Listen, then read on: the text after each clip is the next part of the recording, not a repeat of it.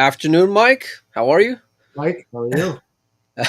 We got to come up with different names, man. We say Mike and you say Mike, and then everybody says Mike. It's just not going to work. I'm Molina Mike. We're dogging it. Afternoon edition.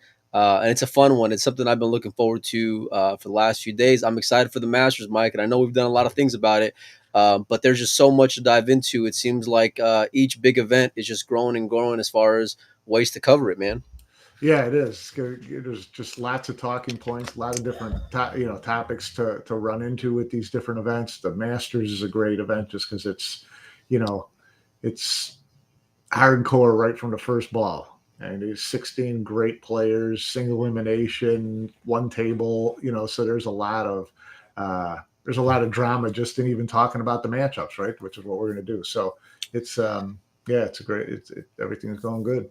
You got one bullet to start, and one bullet is all you get for the whole That's event. it. And I like it because it's more proper. It's like any, if you watch the NHL playoffs, NFL playoffs, NBA playoffs, you got one chance. You got to survive that round in order to get through. And part of being more legitimate when it comes to sports, Mike, is betting and Yes, being it able is. being able to place a wager. So obviously, we know you're way too nitty to talk about betting odds, but I brought in someone who may be a little more versed. I got Matchroom's media guy, and we'll bring him on in. Matt Lynch. Matt, what is your official title with Matchroom, buddy? Media and brand manager. It's very weird, I have to say, to be on this end of it because it's normally me pushing Emily in front of you guys instead of me. But here we are, and yeah, all good. Looking forward to it. No, glad to have you on. So, you've been, you're really dialed into these events and the marketing behind them and dealing with the players and with all the interviews and all that. So it's good to have you on here to talk about this event. It's a great, is an invitational. It's the best of the year. This is 16 the best players in the world, like we just said in the intro. One and done. So it's high pressure right from the outset. Be honest with this, Matt. None of the players watch the show, so you don't got to worry about it. But how tough is it? How tough is it to deal with some of these guys when you're doing an event like this? You know what? They're all dreams to work with. Genuinely, I'm not just saying that to sit on the fence with them. They're all really good people to work with, and these guys, you know them too well. They haven't got egos. They're all the more willing to help out, and they understand that to grow their profiles, they've got to do the interviews. They've got to do the little features that we do. Like we've took Francisco today to do shuffleboarding. We took Joshua down to the beach nearby to do a shoot today. All stuff like that helps grow their profiles in the end of the day. So they're all more than willing now. They're more switched on to it as well. So they are really good to work with. A good bunch of guys. I was going to ask, because have you seen like a transition over the years from their openness or being more comfortable or excited about doing more off the table things versus now? Yeah, that's fair. They to start off with, it is tough for them because they're not used to the limelight of the TV cameras and all that stuff. And I think, to be fair to Jake's credit as well, who obviously works with me, we've got the more social media savvy. So a lot of them have got these profiles that they're building now to show themselves off, and they're getting more confident through those means as well. And previously to that, they've not had that, and they've not bothered with it, and they thought, oh, what's the point in an Instagram page? But now it's more of a necessity. I mean, we've got to tell Shane to stop posting about fish and more times about Paul. But these guys are building profiles, and in the day now, I mean, Fedor's a great example of it as well. There's a lot of players out there now, Fran, the killer fillers, that they've all got these big social media followings now, and by building them, they're building their own personality, and it comes across well when it comes to the TV cameras rolling as well. Yeah, you can tell that they're a lot more comfortable than they were a few years ago because they understand a little bit more about the necessity to be a little more out front. And the more, it's like anything else, the more you do it, the more comfortable you get, right? So, do you deal with the snooker players and the dart players at all, Matt? Snooker players I deal with, and they're all a few years ahead, I'd say, in terms of that media comfortableness. And you see that sometimes in the interviews they give, but in the same breath as that, these pool players are quite raw, so perhaps you might get more out of them at times. But yeah, they're probably a few years ahead, and just in terms they don't know how to watch their words. I was going to say, is that a good thing for a guy like you, or are you nervous when you see a name come on there? I'm all for it. I'm all for it, though. I think that we have to get these guys out there in any means possible, and if they're controversial, sometimes so be it. It's not a bad thing. And then the day is it, we've all got an opinion, and it'd be boring if we didn't. So it's pointless media training them to a point where they're not giving answers because they're scared to, or they're going to give a boring answer that they sit on the fence. That's not what we're there for, really. In the day, is it? It's not going to grow the sport. Well, no shortage of opinions on this show, so we're going to have that everything. Well, boys, we're here to talk about odds, match odds, and outright odds to win the World Pool Masters. Matt, you guys posted some odds over the last few days, including this morning with the updated ones regarding David. I just wanted to find out, where are you guys getting odds from? Because obviously you guys are a promoter. You guys aren't listing the odds yourselves. And how much of an interest have we seen overseas with casual sports bettors and fans when it comes to pool? Yeah, so we go through several different betting people that are based in the UK. You've got your main big names in the UK, which is Bet365, Coral, Ladbrokes, BetVictor.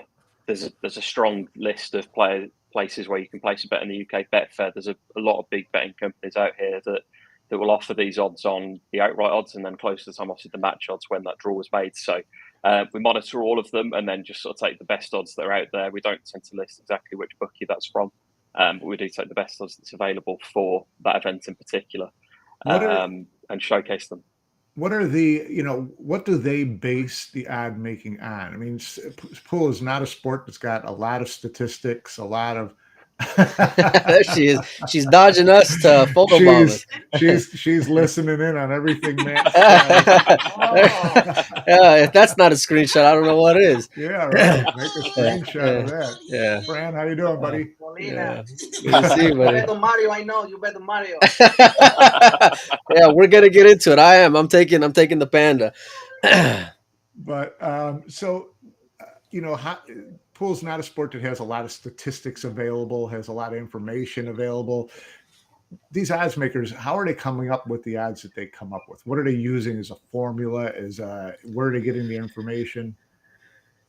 Well, we're making more and more partnerships as time goes on in terms of being able to make that data available. Obviously, you're quite privy to the fact in the darts and the snooker, we've got data providers that are generating this data instantly for the bookies and just generally for the purpose of the tournament, for the TV, etc. So we're becoming more and more savvy to that, and we're building the networks to be able to offer that ourselves.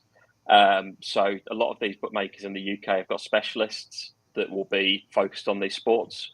They might be focused on Q sports as a whole, or they could be focused on just solely 9-ball, but it depends on the bookmaker. So I've had a member of staff actually join the media team in the last few weeks from one of these bookmakers, and he sort of gave us a bit of guidance as well, gave us an idea of it. And he said that for these odds in particular, for example, the guy that's setting these odds will also be setting odds for darts and for the other Q sports as well, so snooker as well. So these guys are specialists in being betting traders, and at the end of the day, they're the big boys in terms of they're hedging the big bets. So they're the guys working for the bookmakers that are making these calls.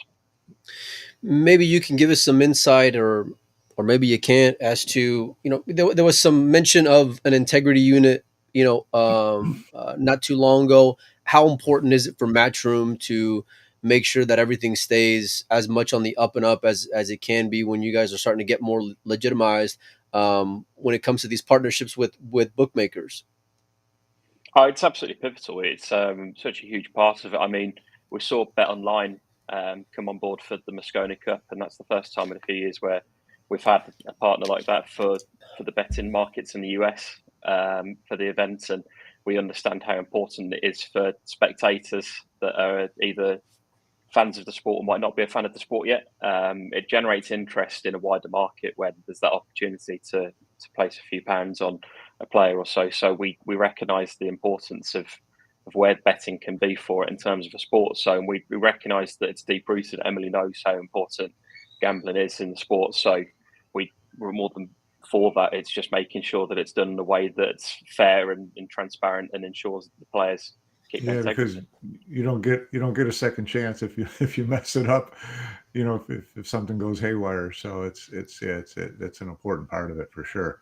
The ads themselves. I mean, when pool fans, particularly in the US, saw the initial ads come out, everybody was just up in arms, like how can someone like Federer be 14-1 to win 4 matches?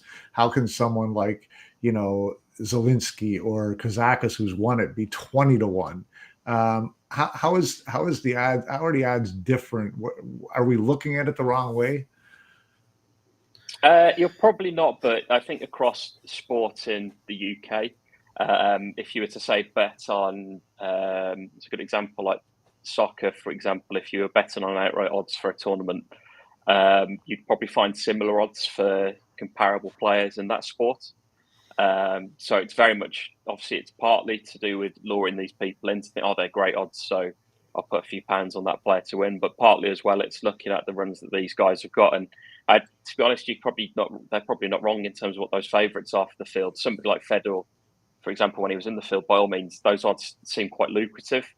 That said, though, he's obviously coming into this tournament for the first time he's going to be in, and he would have been in an intense tournament like this for the first time in a long time. So those odds probably aren't far wrong, to be honest. And when we looked at them, there was a few surprises amongst them. Like you've got that on screen now. Neil's at 25 is great odds, to be honest, for somebody like him. And somebody like Zhang, you understand at those odds just because he's a bit of an unknown quantity. But there's great value to be had, and by all means, to be honest, I don't think it's a bad thing. I don't think fans should be complaining about these odds are out there because these guys it's pool better than anyone else. Yeah, pool fans are going to complain. So. And have you talked to the players about no players betting on any matches?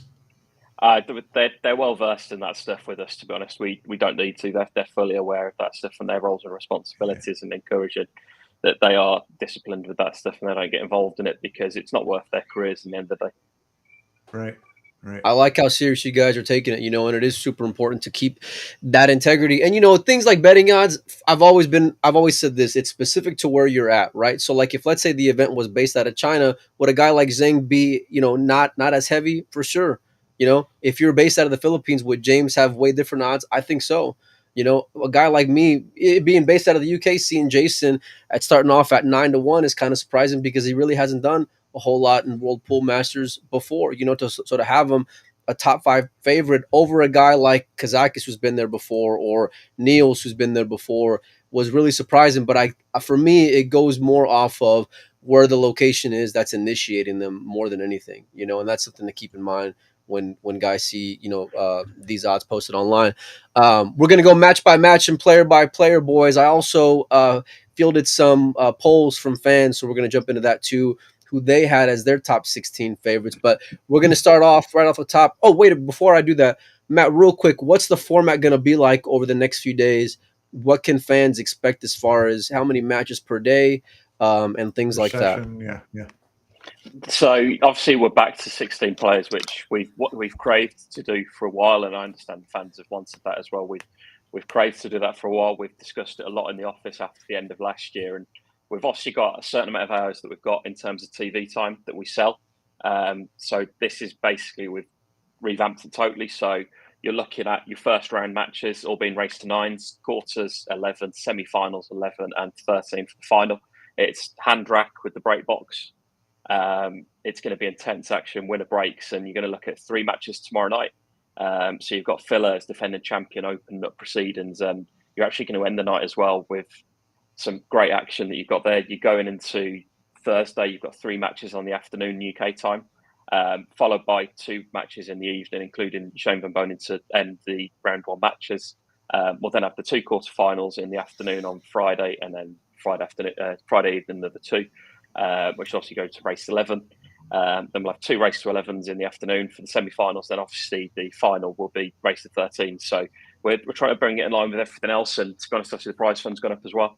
$125,000 total, 40 grand to the winner. And to win something like that, you've got to play longer races. We know that.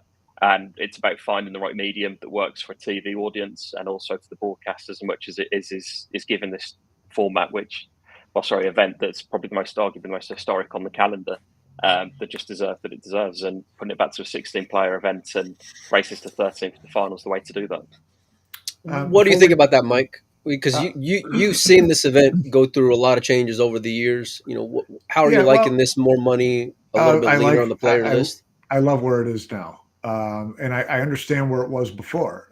When it was before, it was one of 3 events that Matchroom would put on, and they're a promotions company, right? So it was, you know, the rankings weren't as important as getting eyes on television sets. So let's pick the players who, you know, have the most personality, who have the best television, face, and are fun to watch, things like. So there was a lot of that was involved and made 100% sense.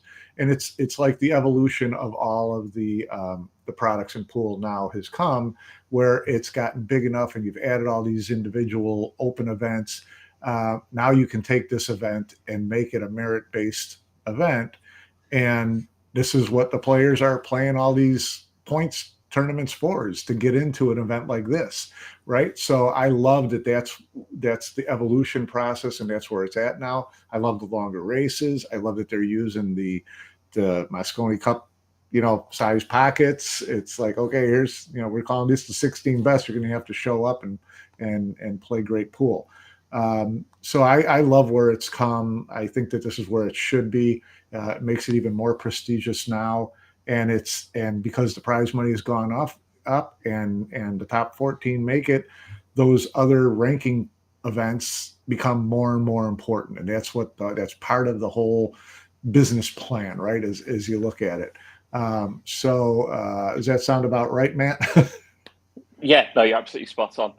It's where we want to head with it, and it's got to be this way if it is for the sport to grow. We can't just have it that we've got 24 players in because of Right. X, Y, Z. It's got to be based on merit. You look at the snooker masters, which is obviously where this model's going. That is the best 16 players after the UK Championship, or during, as it was last year. And that creates one of the best events on the calendar for them. And then we want this to become the same as well. So let me ask you, going into that, it was based on the top 14 players, right? And then you had 2 wild cards. The 2 wild cards were, both Asian players, one Philippines, one Chinese. What was I'm sure there was a rhyme or reason for it. Tell us about what the thought process was in terms of those players or the audiences that they link into, things like that. Yeah, so it obviously take James Arenas first of all. James and Johan were the only 2 that travelled to the World Championships in Poland. James performed really well, was unfortunate in the end. I think he dropped out at the last 64 stage, but to be honest, he was unfortunate to do so. We've seen a commitment from James in particular to play the Matchroom events and to play in all these events and start to travel where he can travel. And we felt he's deserving of that opportunity to show what he's made of. And we all know what James is capable of. So it's time for him to go out and prove that. This is a golden opportunity for somebody like that. So there's partly that, but equally we recognise how important the Philippines is to pool and 9-ball and where the World 9-ball Tour is going to be heading. So that's why he's obviously in the field. And then we've been long speaking to the CBSA in China about the return of Chinese players to our events. We recognise how important that is for the sport, and we've got a presence on Weibo in China, which is the equivalent of Facebook/Twitter there, and we're seeing an ever burgeoning growth there where our events are live streamed to quite literally millions of people in China through Weibo. It's a forever growing market for us, and we've been speaking to the CBSA, and they said, look, we think we're ready to obviously send players out now.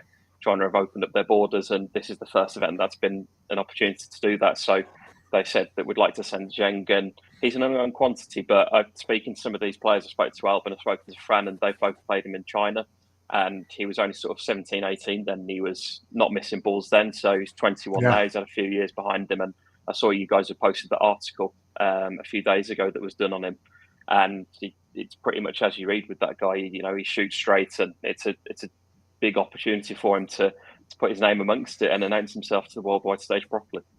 Now you've met him since he's come over there. Does he look starstruck by the setup and by the opportunity ahead of him, or does he look like he's pretty loose and confident?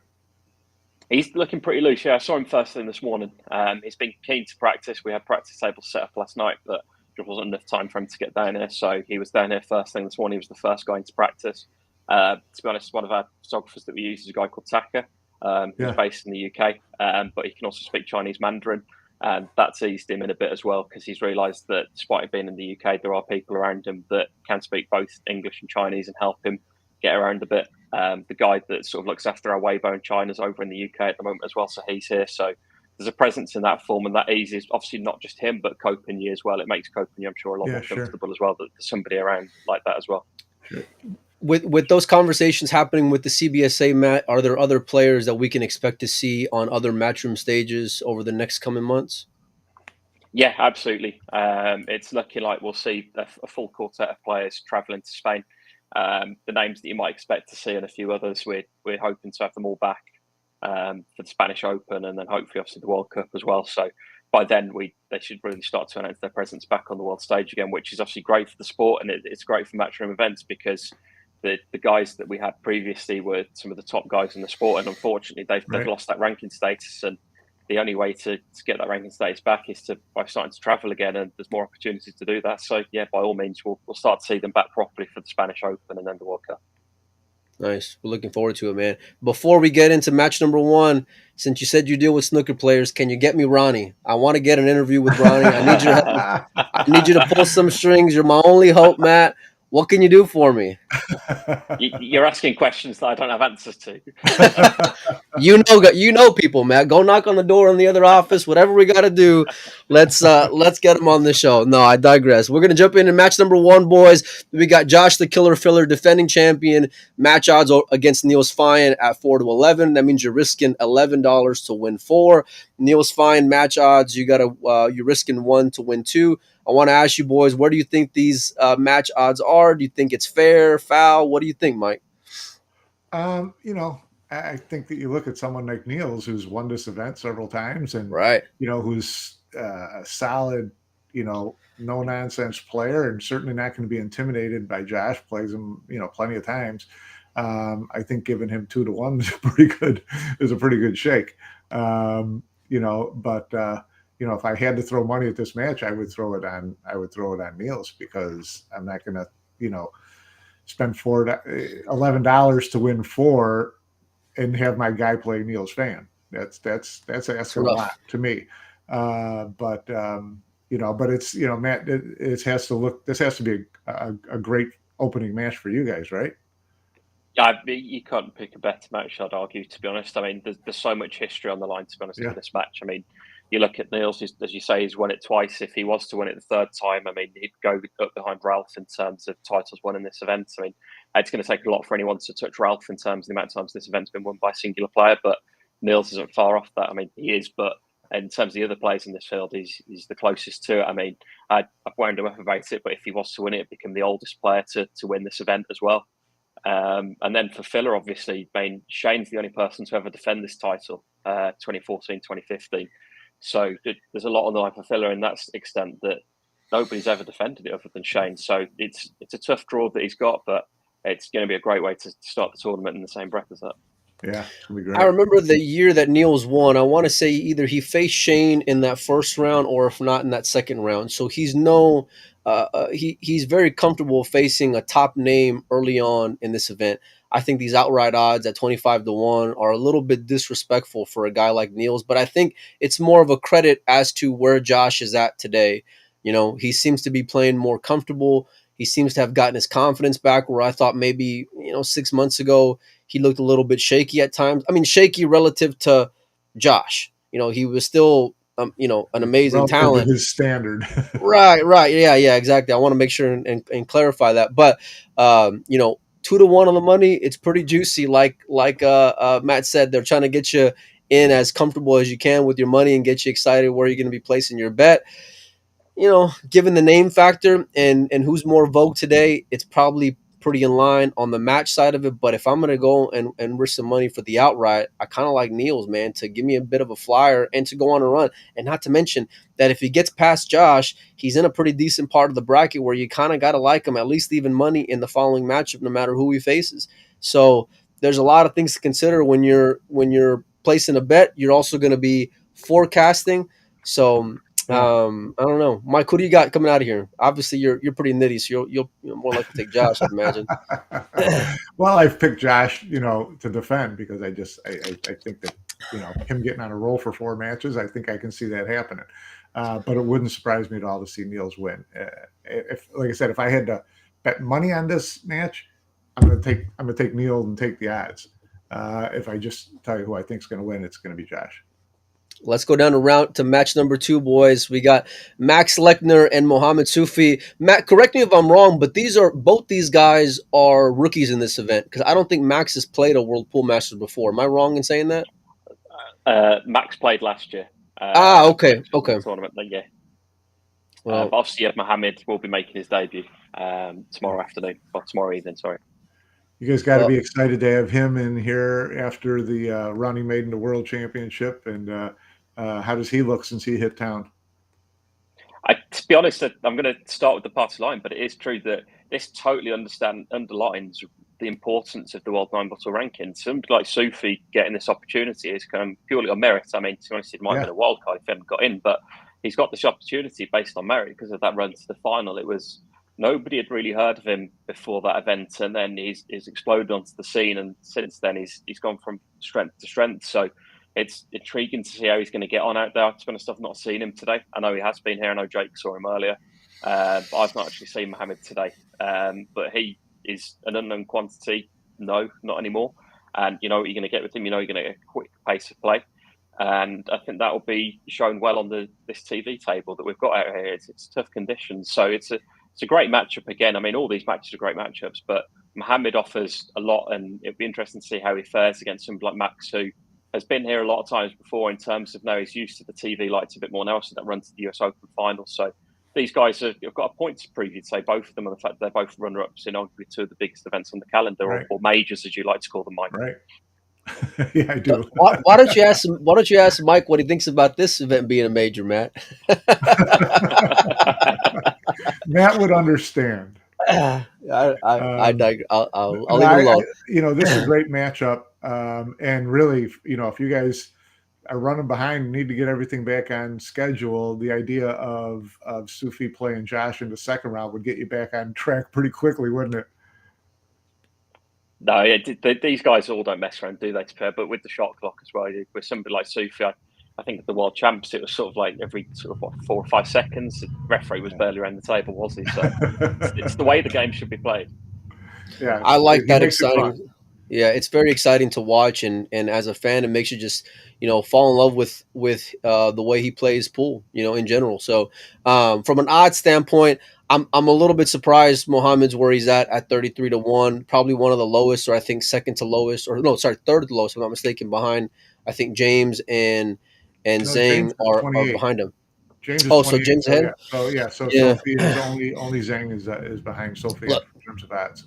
I know there's not a lot of resume with this kid, right? I get it. He's only had one decent run. It's the first time that we've ever seen him go as far as he did in the World Championship. But he's followed that up with some decent wins over the last few months, right? He's got momentum. His confidence doesn't seem to have wavered any, since that matchup. And mind you, he probably should have won that World Championship, for my money, because I thought he had a chance late in that match to take the bull by the horns. I don't think, no disrespect to Max, but if you're not going to shake against guys like Francisco, I don't think you're shaking against a guy like Max. If I'm taking from the match odds 6-4, I like Mohamed in this spot because it seems like he can stand up when the pressure really ratchets it up, and it doesn't get any bigger than this. You got one life, and you're playing against Max Lechner. So, Mike, who do you like from an outright standpoint from these two guys? I like Soufi outright. I like him in this match. I think this is a good opening match for him. It's not like there's any weak links in the tournament, but he's got to feel a little more comfortable playing someone that he feels he's like even odds with than going up against FSR or Josh or someone like that in the opening round. So I think that this gets him in a good position to kind of get the kinks out, feel where the table's at, and because we know he's going to take flyers. We know he's not going to shy away from any ball that's got any part of a hole available to it. So it should be fun to watch. Let me ask you guys a question. Last year there was a guy in Loho Sum who was one of the lowest when it came to odds. And he probably in every single match he was an underdog and ended up making it to a final. If you guys are going to go out on a limb and give me a guy who can pull off a Loho Sum type run in this event, who would you pick? And Matt, I'll start with you. Put me on the. They're all top players, as we know, but Zhang is the unknown quantity. More like it coming back to him, but this guy he's clearly got a lot of pedigree for the CBSA to put him forwards for an event of this stature. You have to look at that and think, yeah, this guy is a serious player. But that said, he's got Victor, who is coming into this event red hot after winning the Slovenia Open the other week on the World Nine Ball Tour. So it's a great first round matchup. I'm sure we'll obviously come to it. But the Zhang gods are obviously where they are. And as he is the player that nobody really knows too much about, you'd expect a lot from him possibly. But perhaps we're heaping too much pressure on somebody that we've not seen yet. What say you, Mike? I like Aranis. I think if someone was, from deep into the odds had a chance to run through this, I think that his being kind of under the radar the last year or so since he got chased out of the U.S., I think that plays in his favor. I think he's a solid young player. I think if you're looking for those long odds guys, I kind of like his chances. I think it's a great pick, and you're right. But for me, it's all about how tough James is going to be mentally in order to do that. Because from a playability standpoint, and even for his break for that matter, I feel like he can stay with it with Francisco because he's got that kind of skill. Like Matt said, all these guys, when it comes to their abilities, are all top shelf.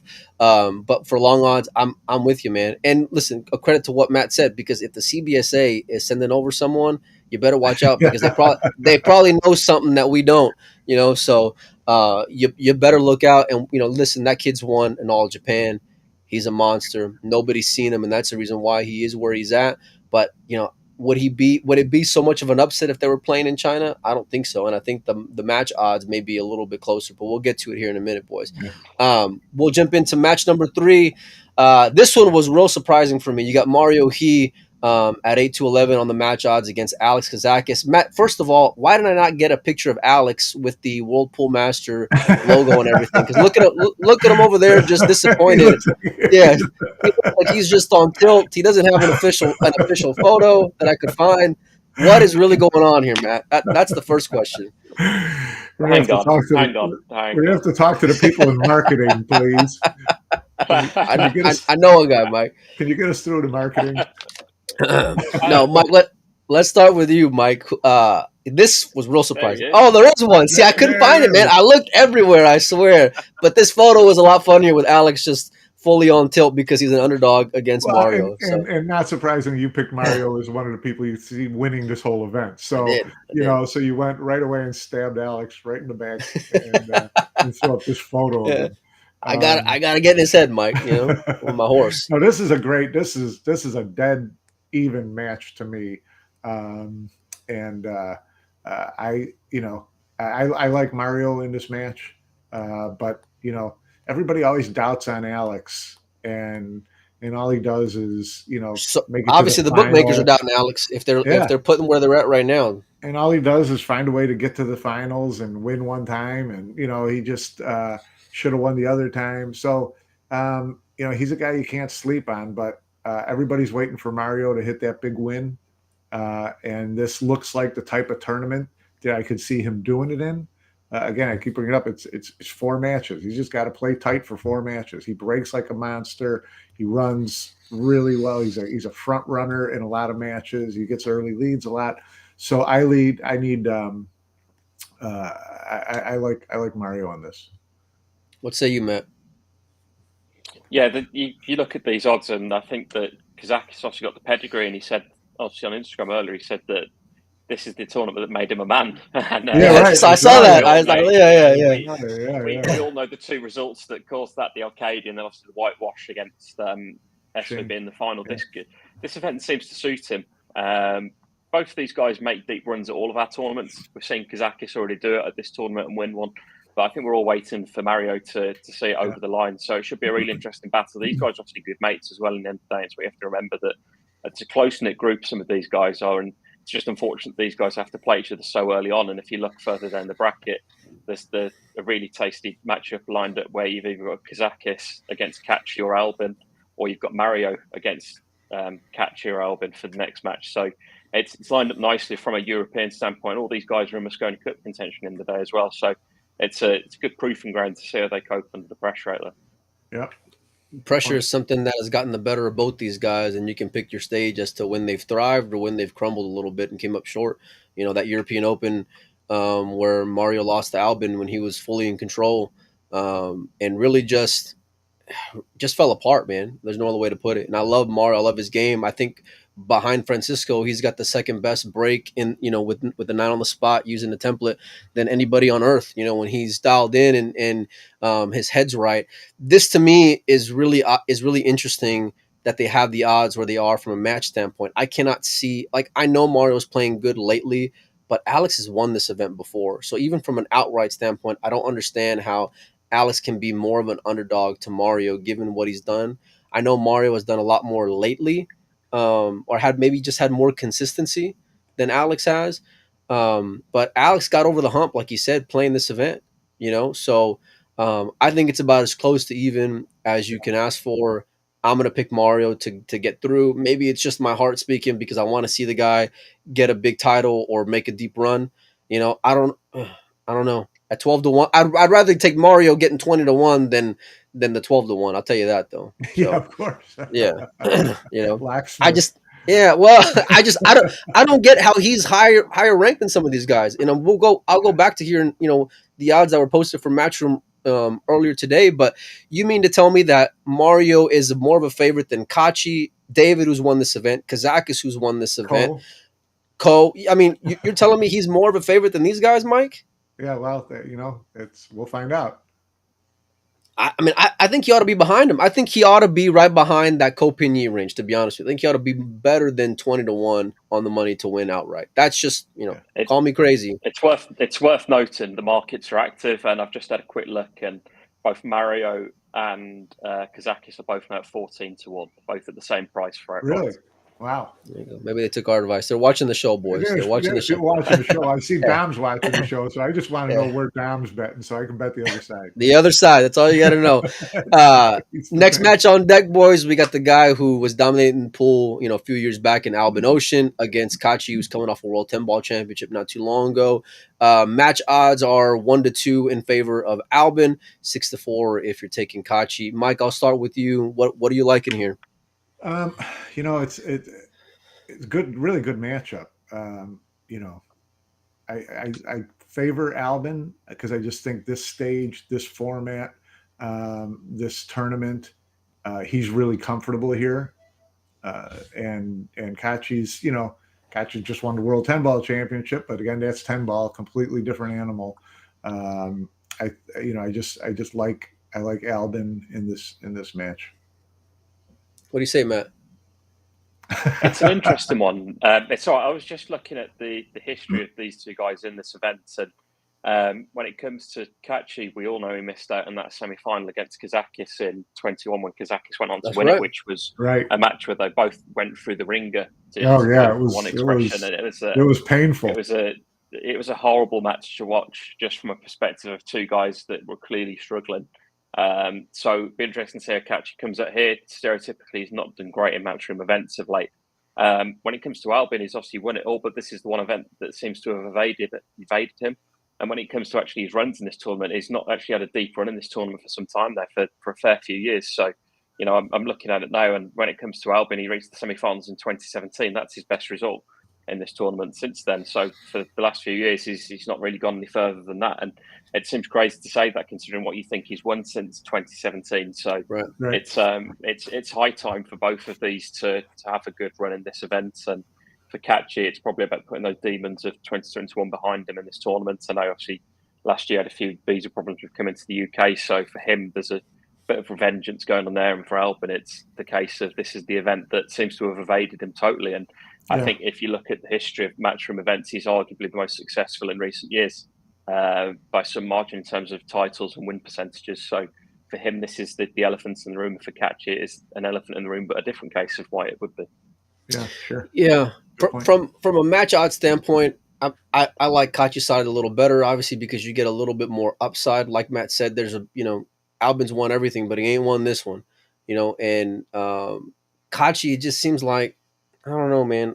Maybe I'm just waiting for him to do well in Matchroom events, and it just doesn't seem to, be that year. Maybe this is his, starting off party against Albin. 20-1 seems a little bit disrespectful for a guy like Kaci, given what he's done, this year. I think it ought to be closer to maybe where Albin's at, or well, I wouldn't go that far, but maybe a little bit, down the line. Better, yeah. Yeah. Consistency is the big thing with Kaci. I mean, you see him win these big events, and then you don't see him for 6 months. That's the thing. Yeah. So what would you say, Mike? You think we're going to see, Kachi make a run or No, I got one and I, done? I got Alden. I see he's one and done. I don't think there's very few players on earth who come Like more Matt clutch. says, to quote Earl Strickland, Kaci's good, but he's not great. Play that for him before he goes out, and then let's get some motivation for him. No, I mean Albin is super clutch. I know he hasn't done well in this event, but I feel like when the moment's big, he can come up with some really great shots. Race to 9 is more proper, the better player auto win, but from an odds standpoint, like I said, I think I'll probably take Kachi getting the 6-4. Outright odds, I don't know if I like Kachi enough to bet on him winning the entire event, but I certainly like him, given the money odds on this one. So, next match on deck, boys, we got SVB versus what eventually landed on David Alcaide. Mike, I'll start with you, buddy. Yeah, I mean, David's a tough pull for Shane in this because David, has won this event twice as well. He's got a flair for the dramatic in this event, and you know, he can beat anybody at any time.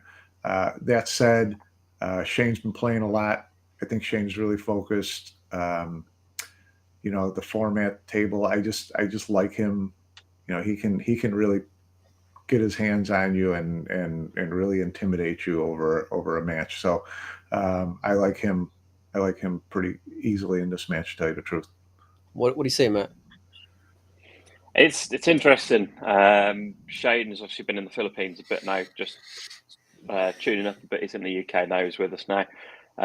We all know what Shane can produce when it comes to the break, but I'd say we haven't seen the best of Shane's break since we've gone to this break format.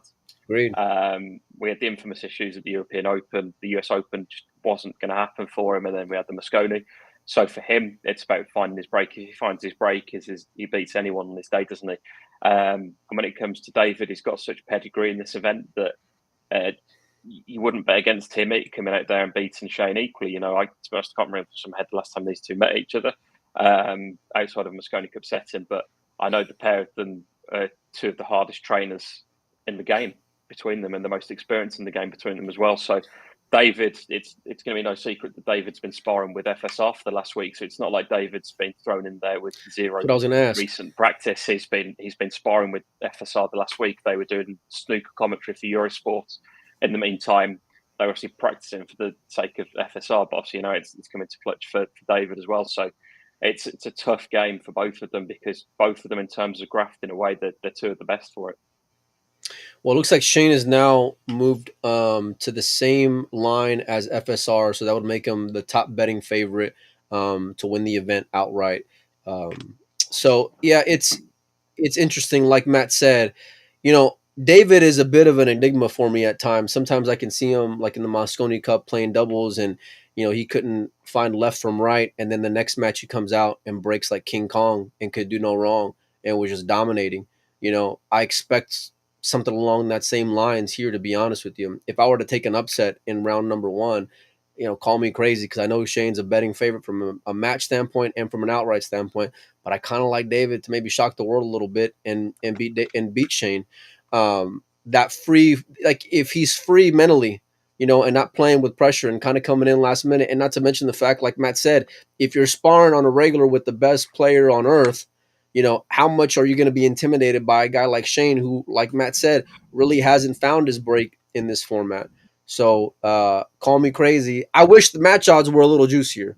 I'm a little nitty, but I from an outright standpoint, I'm a little surprised though, to be honest with you, just given the fact of who he's facing in that first round, though, Mike. Yeah. Moving on, boys, we got, let's see, Jason Shaw against Ko Pin-Yi. Matt, I'll start with you.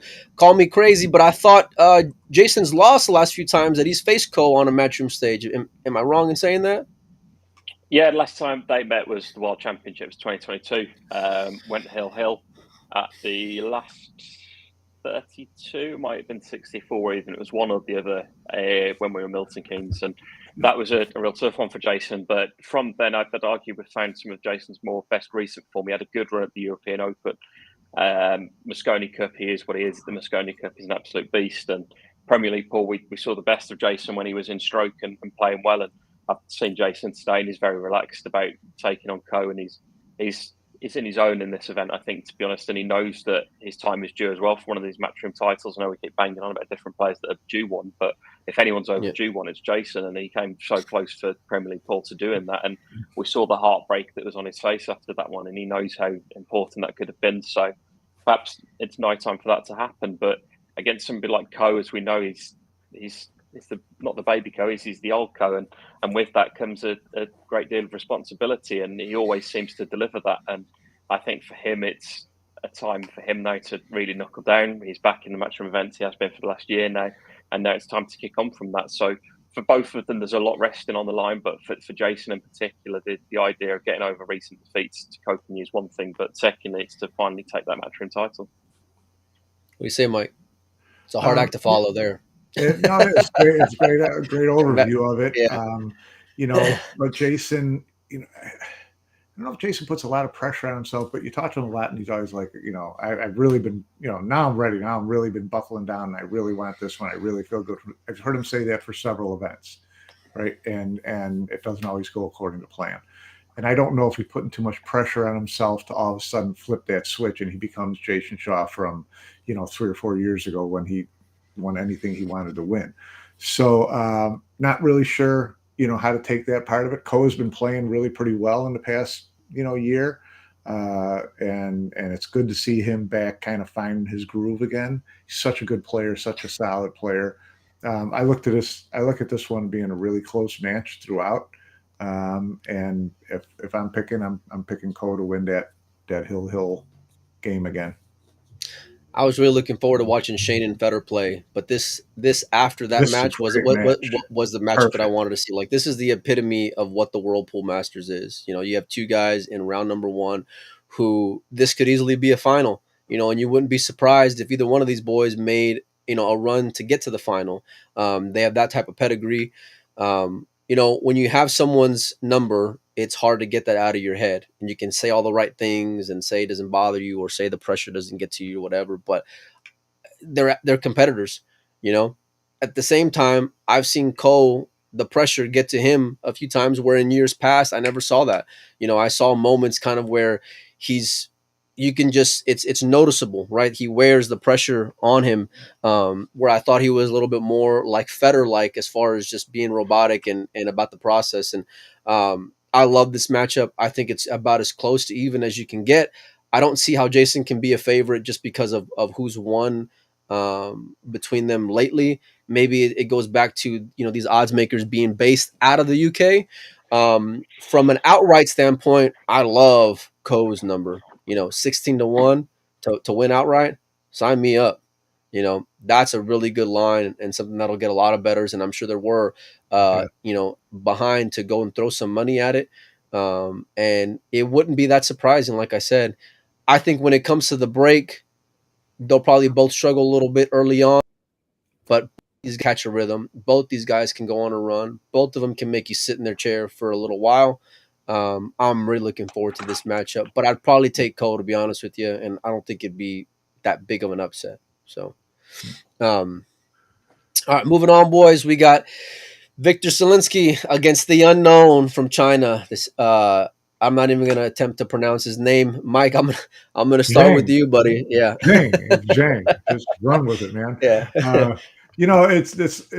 I'm gonna watch this for sure because I want to see what we're looking at. I want to see what this kid looks like, especially on this kind of stage.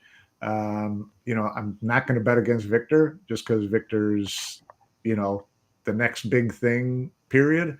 And that's not hype there, Mike. That he is the next big thing. Sure. He's the real deal. And Zhang, I just don't know enough about. So there's no way, could he surprise people? I'd love to see this be a really well played, tight match. Because I'd like to see what the kid does in these situations. But, you got to go all day long with Victor here. What do you say, Matt? It's interesting. I think, as we touched on, Victor is the new guy on the scene, so to speak. And I say not new anymore, but in terms of rising stars, here's the next big thing. He won the Slovenia event the other week on the World 9 rankings. He's well positioned in those Mosconi Cup rankings as well. So there's a weight of expectation that comes with that, and we saw that at the World Championships in Poland. Perhaps there can be more of a relaxed Victor here because he's not in his home place. He's in an environment where he can perhaps express himself more. We've not really seen him in this sort of one-table setup before at a Matchroom event. So there's certainly some value there when it comes to Victor, especially when it comes to the outright odds as well. Then when it comes to Zhang Zhaohui, it is very much the case that we've got another young player here, and I'm not going to say it again, but it's the unknown quantity that comes with it. It's a cliche, but we've talked about Zhang enough to know what we could see from him. But Victor is a tough ask for anyone really at this stage, especially when Victor's obviously been on this run of form at the moment that saw him win just 10 days ago now. So he's in good form. Yeah. I don't know what I'm going to expect to see from Victor on that one table setup to say he's this much of a favorite over a guy like Zhang. That's the part that has me wondering.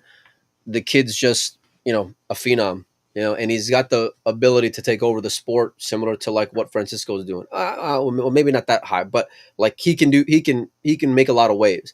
Along with that, we brought up the Mosconi Cup a few times. This isn't going to go towards his 9-ball rankings, but I tell you, if I'm a European coach, I'm going to be looking because this kid's probably going to be on a short list of guys, even if he doesn't make it in the top 3 of someone I would consider in a wild card. And one of the things that I want to look at is how he handles pressure and being out there alone and what the moment's going to do on the Matchroom stage. So I think there's a lot riding on this match when it comes to Zhang. I think it's a tough ask for a kid like Victor.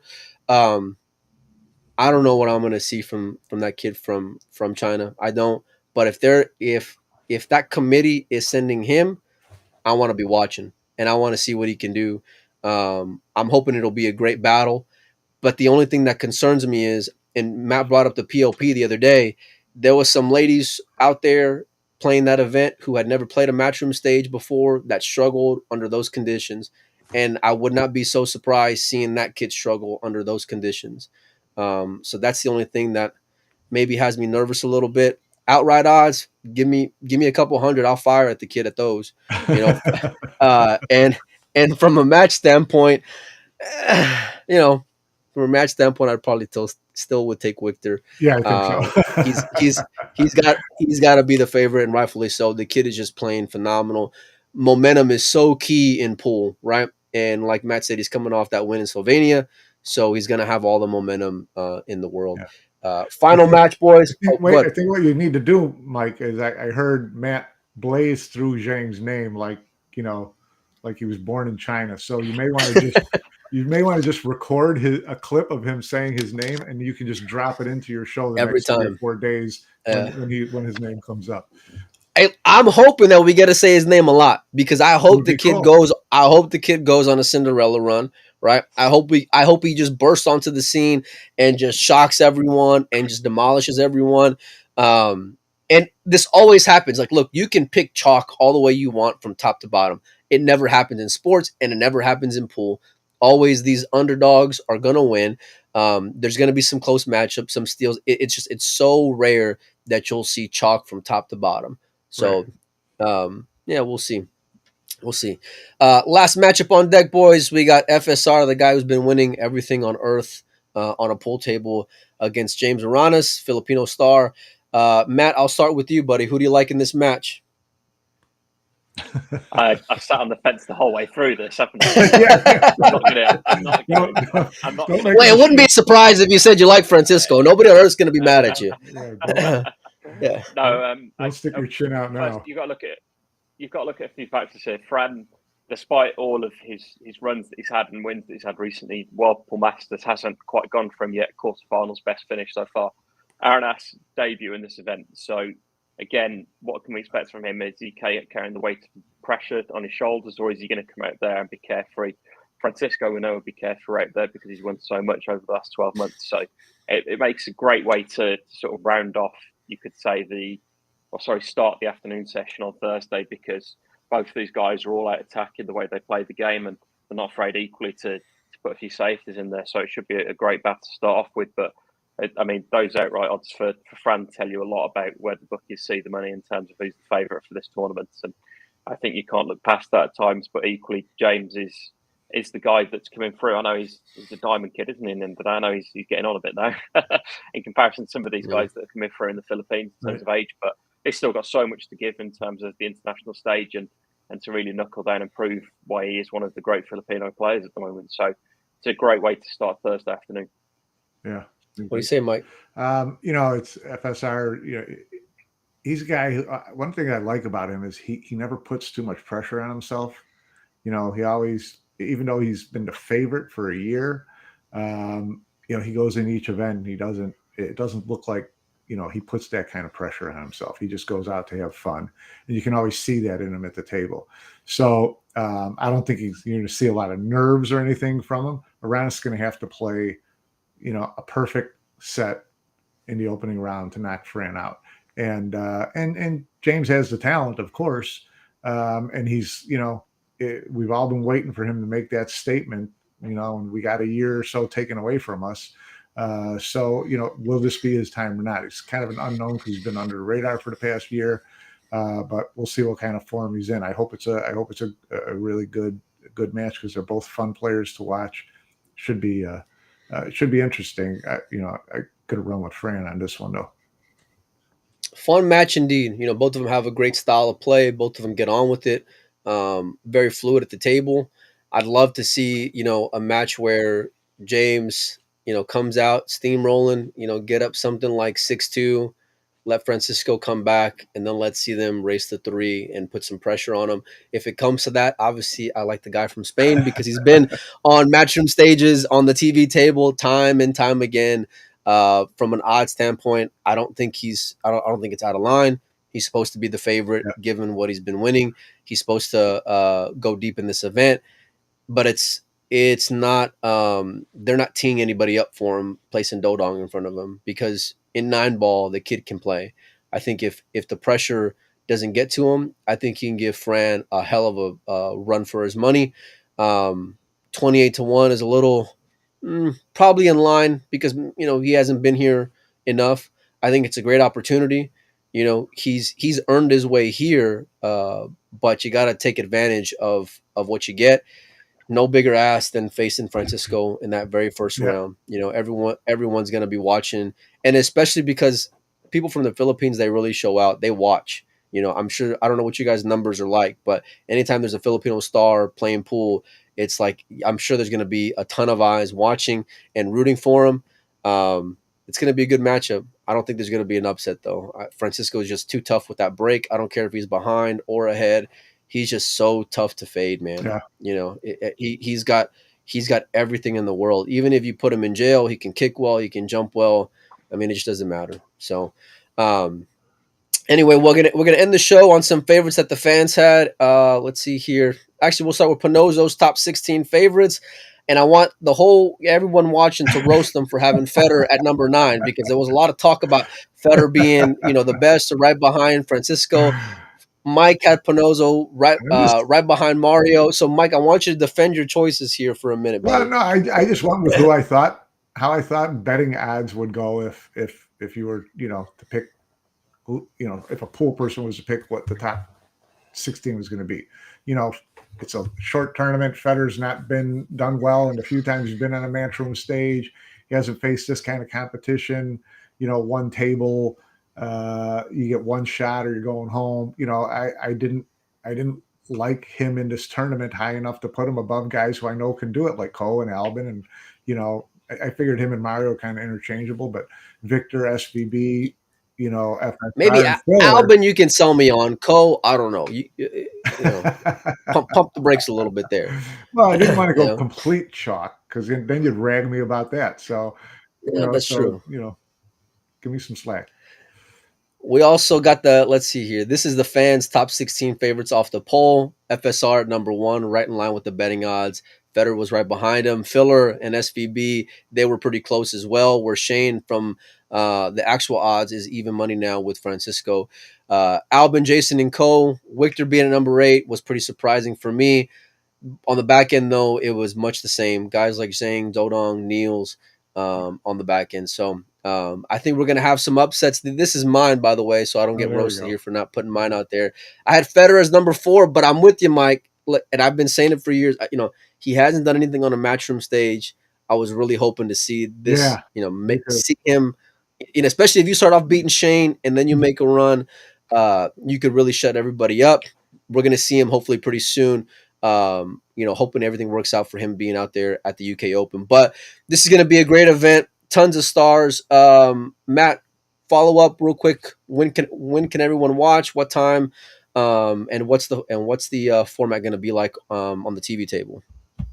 So all matches obviously TV tables. 6 p.m. tomorrow evening UK time. The Zone if you're in the US.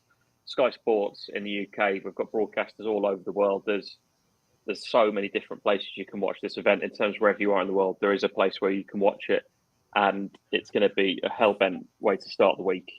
3 matches tomorrow night, starting with filler. Jason Shaw against Copenhagen to end it. Soufi and Max Lechner in the middle of that. Then double session on Thursday, Friday. So 12 p.m. UK time both days. Start time with 6:30 p.m. UK time for the evening sessions. By the end of Friday night, we'll know our semi-finalists. It's going to be an absolute stormer of an event, and we're looking forward to getting going tomorrow. There no fans. No, I'm trying to. Yes, there is fans. There are fans. Okay.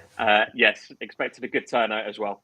Got involved in a lot of local billiards clubs and stuff, so a lot of people coming down. So it should be a great atmosphere, especially come the final as well.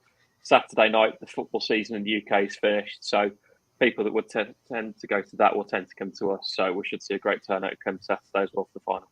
No, should be great. Looking forward to it. Give me an underdog, Matt. I gotta have you pick someone. Give me an underdog of who's gonna win, buddy.